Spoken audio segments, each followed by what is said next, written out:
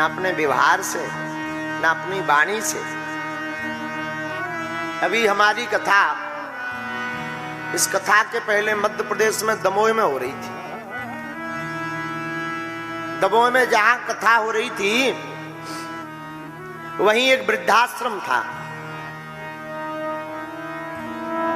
तो रात के समय जो हमारी कथा के यजमान वहां के विधायक जी थे, उनके साथ में हम उन वृद्धों को मिलने गए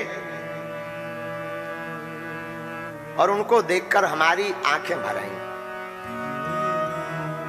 हमने जब उन माता जी इनसे पूछा, माँ कहाँ की हो?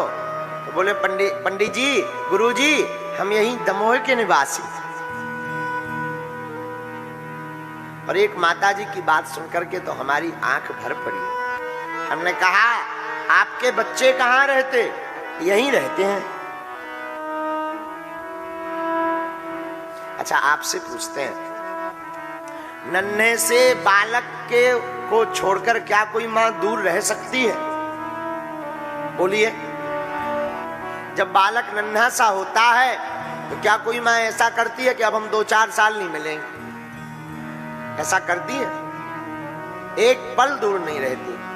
हम लोग कितने निकम्मे लोग हैं, कितने दुष्ट भाव के लोग हैं कि जिन माता पिता हमारे लिए रातों भर जगते रहे, हम उन माता पिता को सालों के लिए दूर कर देते। दोनों सेटल हो गए, चिंता मत करो, हम बीच बीच में आते रहेंगे पिताजी।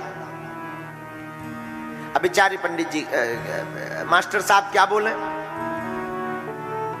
धीरे धीरे दिन बीता, दोनों बच्चों ने मना कर दिया आने से।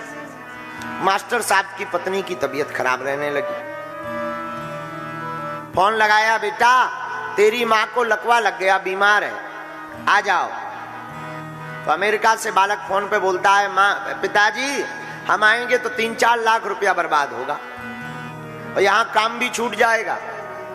एक काम करो, हम कुछ रुपया भेज देते हैं, बढ़िया डॉक्टर के पास जाकर दवाई करवा लेना। आज मास्टर साहब को बड़ा रोना आया कि जिन बच्चों के लिए हमने ना दिन देखा ना रात देखी, जिन बच्चों को पढ़ाने के लिए अपनी मेहनत लगा दी, समय लगा दिया, आज वही बच्चे जब हमारे ऊपर मुसीबत आई तो हमारे पास आने को कतरा रहे, आनाकानी कर रहे। मन ही मन सोचने लगे, हे प्रभु क्या समय देखने को मिले। धीरे धीरे समय बीता। एक दिन मास्टर साहब की पत्नी मर गई, सुबह प्रातः का।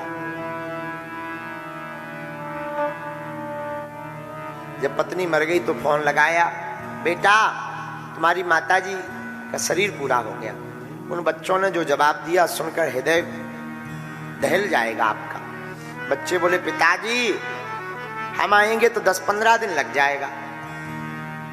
एक काम करो, अब माताजी तो शरीर हो ही गया पूरा, हम मुंडन यहीं करवा लेते हैं, आपको कुछ रुपया भेज देते हैं, आप बढ़िया क्रियाक्रम कर दीजिएगा। मास्टर साहब के हाथ से मोबाइल छूट गया कि क्या काम की ऐसी पढ़ाई, क्या काम का ऐसा रुपया जो अंत समय अपनी मां का भी मुंह ना देखे। और उस दिन के बाद उन्होंने अपने बच्चों से नाता तोड़ दिया। तो जब मास्टर साहब का शरीर पूरा हुआ तो 10-12 दिन बाद गांव वालों को पता लगा कि मर गए हैं बहुत पहले। शरीर का शव जब दुर्गंध देने लगा तब गांव वालों ने किवाड़ फाड़ कर खोला तो मास्टर साहब के प्राण चले गए थे। और आप सुनकर चौंक जाएंगे। फिर बच्चों को फोन लगाया तो आज के ये धूर्त कुछ बच्चे पढ़ाई के नाम पर, प्रोग्रेस के नाम पर, लाइफ मैनेजमेंट के नाम पर कहते हैं अब देखो चाचा जी, अब पिताजी तो चले ही गए, अब हमारा बच्चा कौन है वहां, किसके लिए हम आवे? एक काम करो, आप क्रियाक्रम कर देना, हम रुपया भेज दें। बताओ, हम बुराई नहीं कर रहे हैं, प्रोग्रेस होनी चाहिए, लाइफ सेटल होनी चाहिए, खूब उड़ान बच्चों को भरनी चाहिए, पर कभी लौटकर अपनी डाल पर जरूर आना चाहिए, कभी लौटकर जरूर आना चाहिए। कितनी भी उपलब्धियां पाओ, लौटकर जरूर आओ। एक वृद्धाश्रम का वाकया मैं भूलता नहीं। बहुत पहले हम एक वृद्धाश्रम में और गए, हमारी आदत है चले ही जाते। वहां पर कुछ केला वेला बिस्किट लेकर गए तो पूरे वृद्ध माता पिता आ गए, गुरुजी आए, पंडित जी आए हैं, पंडित जी आए हैं, तो सब हमारे नजदीक आ गए। कोई आशीर्वाद देने लगा, कोई केला खाने लगा, कोई बिस्कुट लेने लगा। लेकिन हमारी नजर खिड़की पे गई। एक वृद्ध दादाजी, एक माताजी खड़ी थी खिड़की पर। हमें 1 घंटा हो गया आए, 1 घंटे से ज्यादा।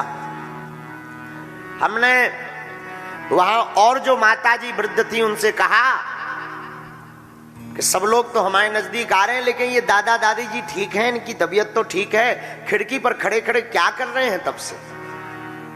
आप सुनकर के चौंक जाएंगे।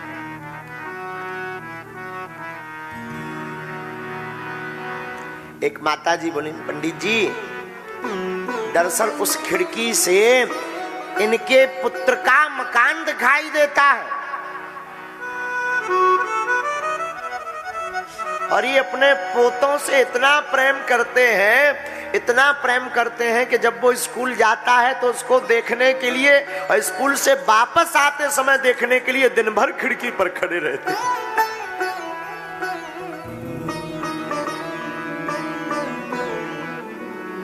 हमारी आंखें भर आई। हम कहा राम राम राम राम, क्या बीतती होगी इन पर। हम ये नहीं कहते कि तुम पूजा पाठ ना करो। हम यहाँ के जितने भी नागपुर के पागल हैं, अगर तुम हमको मानते हो तो हम व्यासपीठ से प्रार्थना करेंगे, तुम कल से नहीं आज से राम कथा में आना बंद कर देना, पर अपने माँ बाप की सेवा करना बंद मत करना।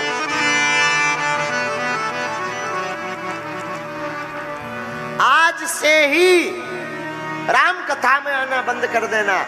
माता पिता इस धरती के भगवान हैं। माता पिता गुरु यही त्रिदेव है। कभी माँ की ममता से पूछना जिसने तुम्हारे लिए रातों भर रातें खोई हो, 9 महीना कोख में पाला हो। उस माँ से पूछना जो तुम्हारी उन्नति के लिए दिन रात ईश्वर से कामना करती है। उस माँ से पूछना जो तुम्हारे भले के लिए कितने देवताओं को नहीं मनाती। कभी उस माँ के पास जाना, उस माँ के लिए अनुभव करना। तुम बीमार पड़ जाओ तो माँ बीमार पड़ जाती थी, बीमार तुम पड़े भोजन करना माँ बंद कर देती।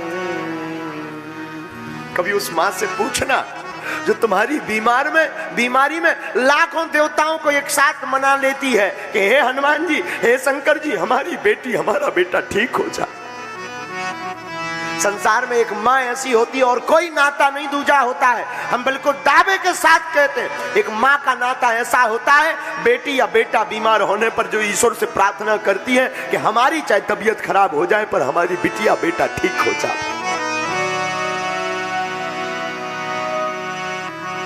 लेकिन हम लोग इतने निकम्मे हैं, माता पिता को ही त्याग करके, माता पिता से दूर रह करके ही खुश रहते थे।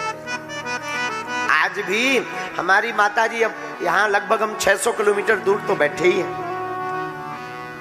लेकिन आए दिन हमें दूर रहना पड़ता रोज।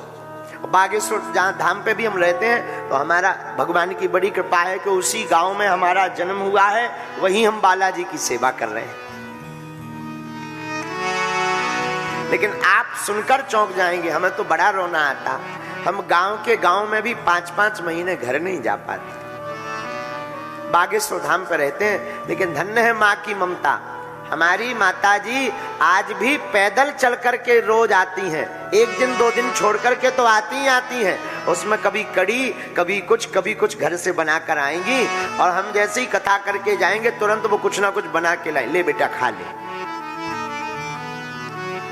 और एक बड़े राज की बात, कथा करके जावे और अद्भुत बात है, हम दुनिया को बागेश्वर बालाजी के नाम से नजर उतारते हैं। हमारी माताजी जब भी हम कथा करके जावे, सोई नमक मिर्चा और वो आटा का वो भूसी मिला करके आकर के एकदम उतारा कर जाती। आज भी ये माँ की ममता है। कोसों दूर रहे पर माँ को हमेशा चिंता रहती। लाला भोजन किया, समय पे खाना, समय पे सोना, ज्यादा मत बोलना, गला पक जाएगा, गला बैठ जाएगा। बीमार हम होते हैं तो हमारे कई बार जुकाम हो जाता, गला बैठ जाता। इन लोगों को खबर नहीं लगती पर माताजी को घर बैठे लग जाते, क्योंकि वो हृदय के करीब रहती। हमारी आज की कथा में व्यासपीठ से प्रार्थना है, सबको दुख देना और माँ बाप की आंखों में कभी आंसू मत देना।